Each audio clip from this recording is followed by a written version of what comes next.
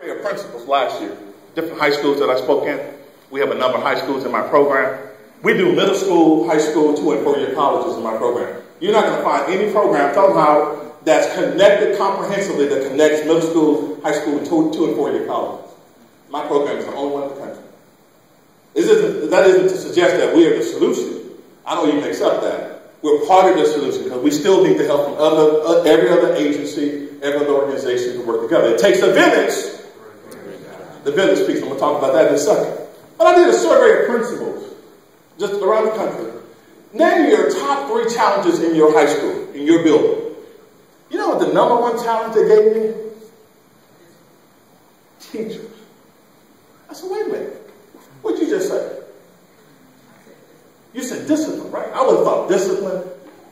Maybe the brothers are sagging, or it's not the student. He said, no. The principal said, teachers. If I can just get my teachers. So what?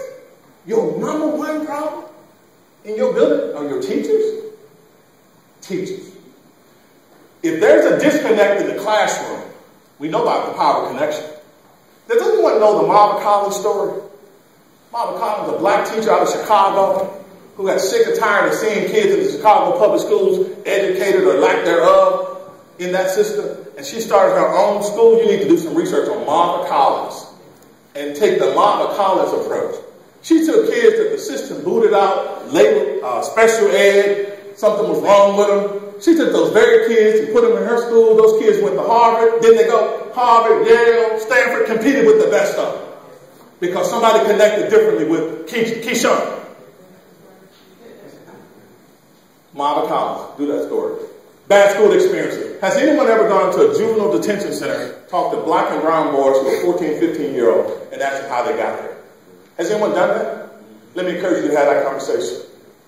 I take my students to the juvenile detention center. We mentor with those kids, and we have conversations with 14 and 15-year-olds and ask them, how did you get behind these bars? Stupid stuff. Bright kids. Let's move on. So we have the crisis. We know these brothers are angry in so many ways.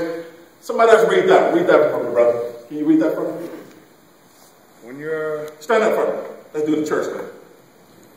There you go. You're identifying a group that you can say with near certainty. Everybody say certainty. Certainty. Keep going. Certainty or 3/4 chances that this population, this man right here, just of these 3 on these 3 dimensions. These 3 dimensions: race, education, and age, as a 70